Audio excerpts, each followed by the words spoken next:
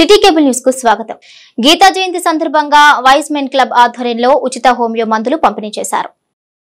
గీతా జయంతి సందర్భంగా vice men club ఆధ్వర్యంలో ఉచిత హోమియో మందులు పంపిణీ చేశారు.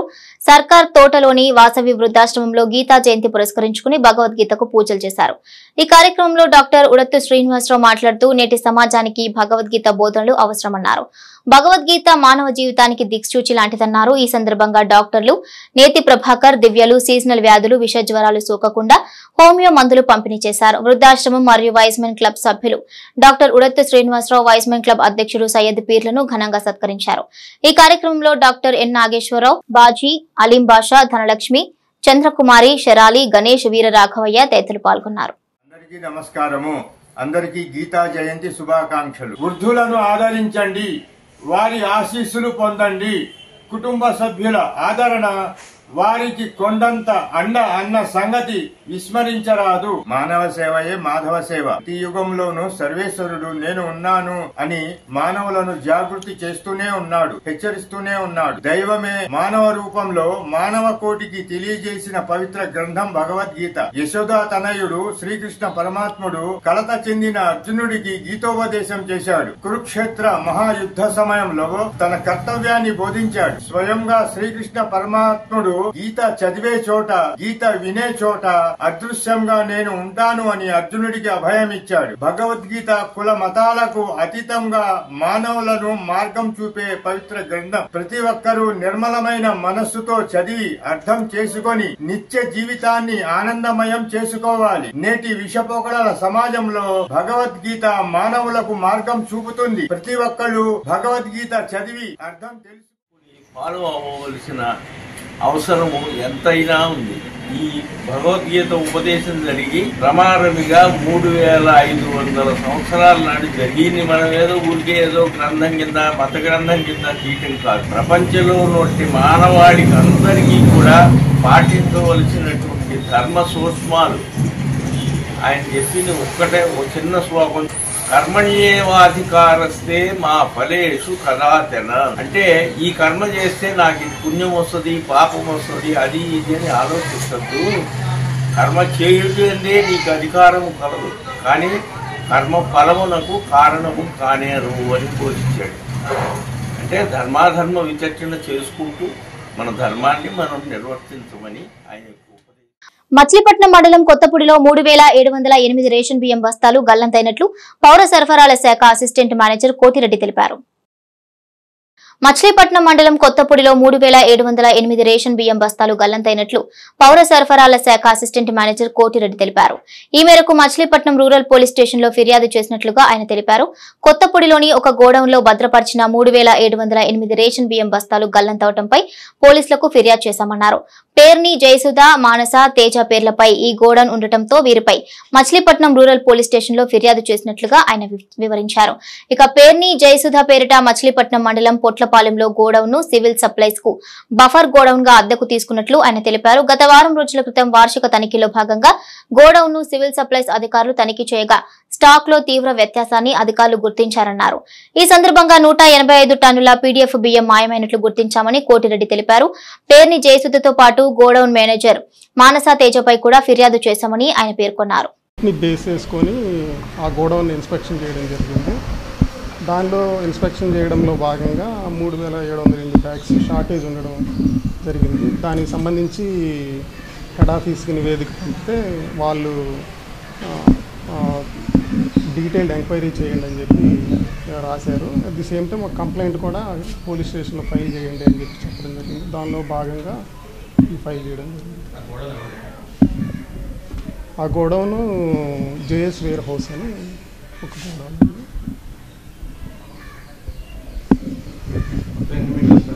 అది 5000, అంటే దాని కెపాసిటీ 5000, మన దగ్గర షార్టేజ్ మాత్రం 185 మెట్రిక్ టన్స్.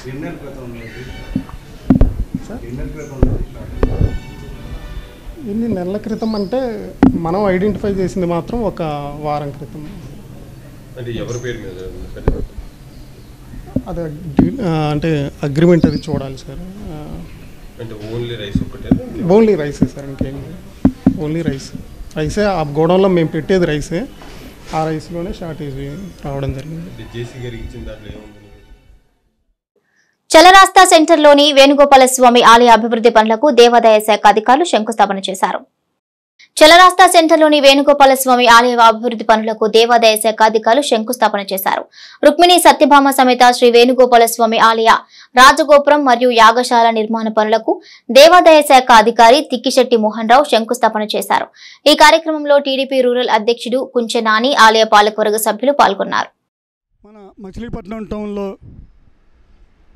అతి పురాతనమైన చారిత్రాత్మకమైన దేవాలయమైనటువంటి గొడుగుపేటలో వేయించేసి ఉన్న శ్రీ రుక్మిణి సత్యభామ సమేత వేణుగోపాల స్వామివారి దేవాలయం నందు ఈరోజు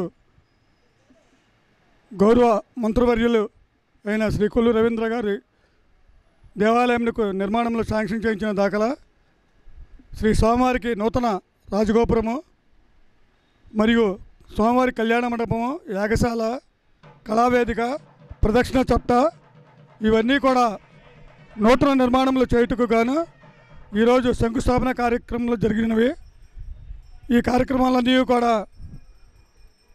దేవాదాయ శాఖ అధికారుల యొక్క, ఇంజనీరింగ్ అధికారుల యొక్క పర్యవేక్షణలోను మరియు శ్రీ కొల్లు రవీంద్ర గారి యొక్క మరి ఈవో గారు తిక్కిశెట్టి రామ్మోహన్ రావు ఈవోగా చేస్తూ ఈ గుడి అభివృద్ధి చేయాలని కంకణం కట్టుకుని ఆయన మరి గాలిగోపురం ఎప్పటి నుంచో పాడైపోయింది. గాలిగోపురం కానీ, యాగశాల కానీ, మరి నిర్మాణం కానీ ఇవన్నీ చేయడానికి మరి గౌరవ మంత్రివర్యులు కొల్లు రవీంద్ర గారితో మాట్లాడి మరి 62 లక్షల రూపాయలు శాంక్షన్ తీసుకొచ్చారు. మరి నిర్మాణ పనులన్నీ కూడా ఈరోజు ప్రారంభించడం జరిగింది. ఈ పనులన్నీ కూడా చాలా తొందరగా పూర్తి అవ్వాలని కోరుకుంటున్నాం. మరి ఈ సందర్భంగా అవకాశం నాకు ధన్యవాదాలు తెలియజేస్తున్నాను. గోపుర ప్రతిష్ఠా కార్యక్రమం అత్యంత వైభవంగా లోకల్ ఇక్కడ చుట్టుపక్కల ఉన్న భక్తజనుల సహాయంతో, వాళ్ళ ప్రమేయంతో ఈ కార్యక్రమం జరిగింది. ఈ దేవాలయం అత్యంత పురాతనమైంది, ప్రాచీనమైంది.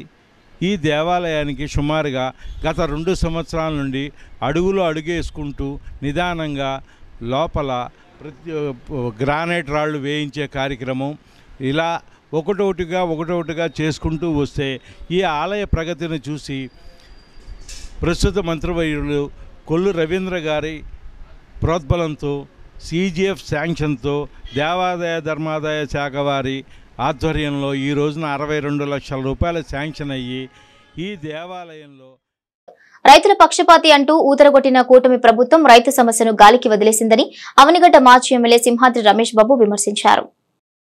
రైతుల పక్షపాతి అంటూ ఊదరగొట్టిన కూటమి ప్రభుత్వం రైతు సమస్యను గాలికి వదిలేశారని అవనిగడ్డ మాజీ ఎమ్మెల్యే సింహాద్రి రమేష్ బాబు విమర్శించారు. సింహాద్రి రమేష్ బాబు మీడియా సమావేశంలో మాట్లాడుతూ రైతులు పండించిన పంటకు గిట్టుబాటు ధరలు లేక రైతులు తీవ్ర నష్టాల బారిన పడుతున్నారని ఆయన ఆవేదన వ్యక్తం చేశారు. రైతు సమస్యలను పరిష్కరించాలని కోరుతూ వైసీపీ అధినేత మాజీ ముఖ్యమంత్రి వైఎస్ జగన్మోహన్ రెడ్డి పిలుపు మేరకు ఈ నెల 15వ తేదీన మచిలీపట్నం కలెక్టర్ కార్యాలయం వద్ద జిల్లా కలెక్టర్ను కలిసి వినతి పత్రం అందజేయనున్నట్లుగా తెలిపారు.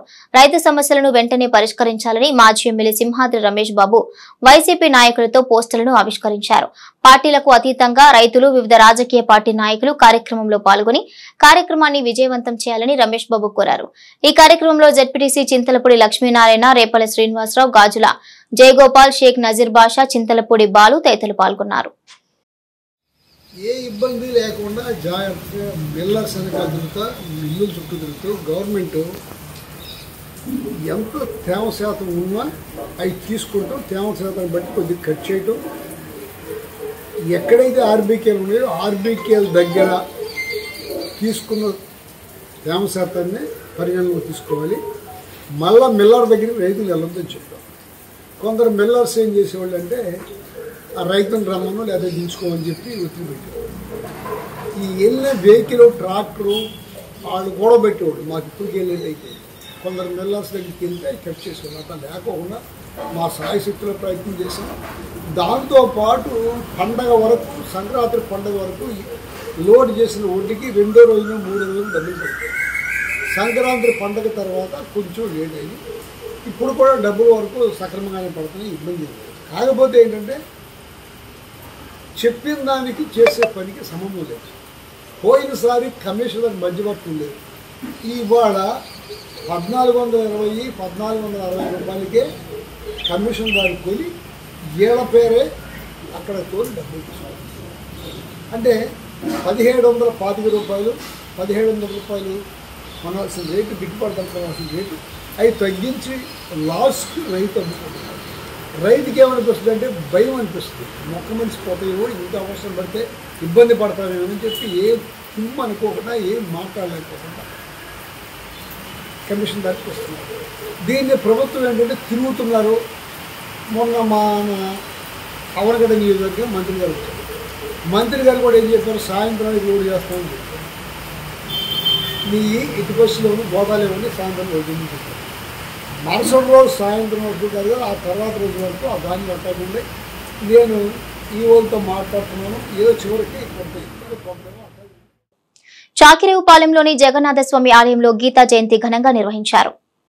చాకిరేవుపాలెంలోని జగన్నాథస్వామి ఆలయంలో గీతా జయంతి ఘనంగా నిర్వహించారు. ఈ సందర్భంగా సామూహిక భగవద్గీత పారాయణ జరిపారు. భగవద్గీత పుస్తకాలను భక్తులకు పంపిణీ చేశారు. అనంతరం అన్నదానం నిర్వహించారు. పల్లపాటి సుబ్రహ్మణ్యం, కార్పొరేటర్ దింటకుర్తి సుధాకర్, తలారి రాంబాబు తదితరులు పాల్గొన్నారు. కృష్ణుడు అర్జునుడికి చెప్పినటువంటి మాటలే ఈ భగవద్గీత. ఈ భగవద్గీతని ప్రతి ఒక్కరూ కూడా చదవాల్సిన అవసరం ఉంది, ఆచరించాల్సిన అవసరం ఉంది. ఈ కలియుగంలో మానవుడు ఏ విధంగా నడవాలి, తల్లిదండ్రులు బిడ్డను ఏ విధంగా ప్రేమించాలి, బిడ్డ ఏ విధంగా పెరగాలి, సంస్కారవంతులుగా అవ్వడానికి ఏ విధంగా ఉండాలి, ఎలాంటి ఆహారం తినాలి, ఏ గుణాలతో మనిషి ఉండాలి అనేది సమస్త విజ్ఞానము గీత జయంతిలో ఉంది. భగవంతుడు భగవద్గీతలో 9వ అధ్యాయం చెప్పాడు, రాజవిద్య రాజగుహ్యం పవిత్రం విధముత్తమం ప్రత్యక్షావగమం సర్వం ధర్మం సుత్తుకం మయం అని చెప్పాడు. ఏం చెప్పాడంటే విద్యల్లో కల్లా గొప్ప విద్య రాజవిద్య. అలాంటి రాజవిద్య నేను నీకు మాత్రమే చెప్తున్నాను అర్జున, ఇంకెవరికీ చెప్పబడలేదు. ఇది ఎక్కడైనా చదువుకోవాలంటే కూడా ఈ కాలంలో కెమిస్ట్రీ చెప్పేవాళ్ళు కెమిస్ట్రీ లెక్చరర్లు ఉంటారు, ఫిజిక్స్ చెప్పేవాళ్ళు ఫిజిక్స్కి ఉంటారు. అట్లా ప్రతిదానికి లెక్కలు చెప్పడానికి లెక్కలు ఉంటారు, కానీ ఈ భగవద్గీత చెప్పడానికి మనకు ఎవ్వరు కూడా లేరు. ఈ జగన్నాథపురంలో ఇక్కడ 5 రోడ్ల సెంటర్లో ఏం చేసి ఉన్న స్వామివారి మందిరంలో గీతా జయంతి కార్యక్రమం ఉదయం నుంచి పారాయణం చేస్తున్నారు. కిందటి సంవత్సరం కూడా ఇలాగే చేసి పిలిచారు. ఈ సంవత్సరం కూడా ఈ కార్యక్రమాన్ని పిలిచారు మన పల్లపాటి సుబ్రహ్మణ్యం గారు. అసలు గీత గురించి తెలియని వాళ్ళకి కూడా తెలియజేసే విధంగా ఈరోజు ఇక్కడ ఆధ్యాత్మికంగా కార్యక్రమం ఏర్పాటు చేసి వాళ్ళందరికీ కూడా భగవద్గీత పుస్తకాలు ఏర్పాటు చేశారు. ఇంకా తెలియని వాళ్ళు కానీ ఇంకా తెలుసుకుందాం అనుకున్న వాళ్ళు కానీ ఈ సిటీ కేబుల్ ద్వారా తెలియపరిచి ఇక్కడికి వచ్చి సార్ని కలిస్తే కనుక ఆయన పుస్తకాలు అందజేస్తారు. ప్రతి ఒక్కళ్ళు కూడా ఆయురారోగ్యాలతో ఉండాలని ఆయన కోరిక. ఇంకా ఏదన్నా సరే తెలుసుకోవాలనుకుంటే మన గురువుగారు ఇక్కడ ఉన్నారు, ఆయన ద్వారా తెలుసుకోవాలని మనస్ఫూర్తిగా కోరుకుంటూ ఆయనకి ఇలాంటి కార్యక్రమాలు కూడా ఆహ్వానించడం జరిగింది. మరి ఈ భక్తి కార్యక్రమంలో మేము పాల్గొన్నందుకు కూడా నిజంగా ఆయనకు ధన్యవాదాలు తెలుపుకుంటున్నాం. అలాగే ఇలాంటి కార్యక్రమాలు కృష్ణాష్టమి కానీ గీతా జయంతి కానీ ఇలాంటి కార్యక్రమాలు ఆయన మొట్టమొదటి నుంచి ఎప్పటి నుంచో కూడా చేస్తున్నారు. అలాగే మరిన్ని కార్యక్రమాలు చేస్తాక ఆయన సిద్ధంగానే ఉన్నారు. అలాంటి కార్యక్రమాలు భగవంతుడు మరి ఆయనకి చేయాలని సంకల్పం కలిగించినందుకు ఆయన ఈ కార్యక్రమాలు చేస్తున్నారు. పైడమ్మ తల్లి జాతర ఉత్సవాలు జయప్రదం చేసేందుకు కమిటీ సభ్యులందరూ సహకరించాలని ఆలయ ఈవో తిట్టిశెట్టి వీర వెంకట మోహన్ రావు కోరారు. ఈ నెల 14వ తేదీ నుండి 24వ తేదీ వరకు కూడా ఈ కార్యక్రమాలు ఉంటాయని తెలిపారు.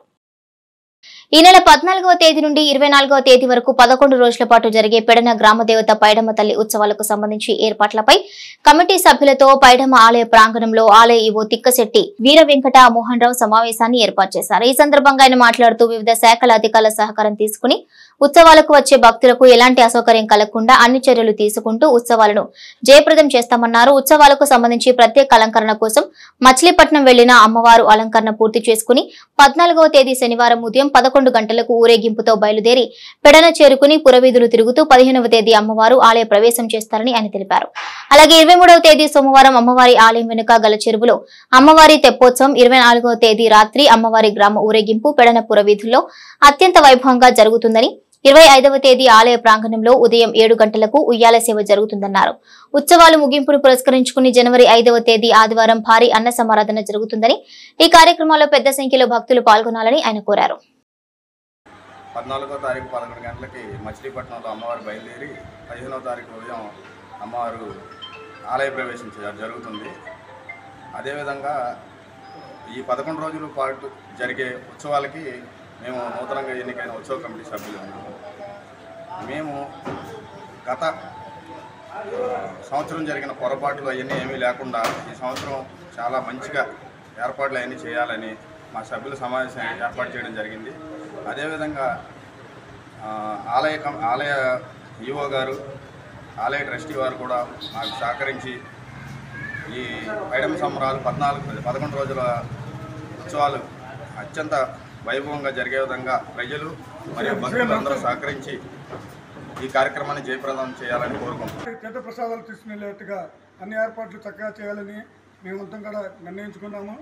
మన గౌరవ స్థానిక శాసనసభ్యులైన కృష్ణప్రసాద్ గారు వారిచే ఏర్పాటు చేయబడిన నూతన ఉత్సవ కమిటీ ఆధ్వర్యంలో ఈ సంవత్సరం అమ్మవారి యొక్క జాతర మహోత్సవంలో అత్యంత వైభవపేతంగా జరుపుటకు కూడా మా ఉత్సవ కమిటీ నిర్వహించదలిచినాము.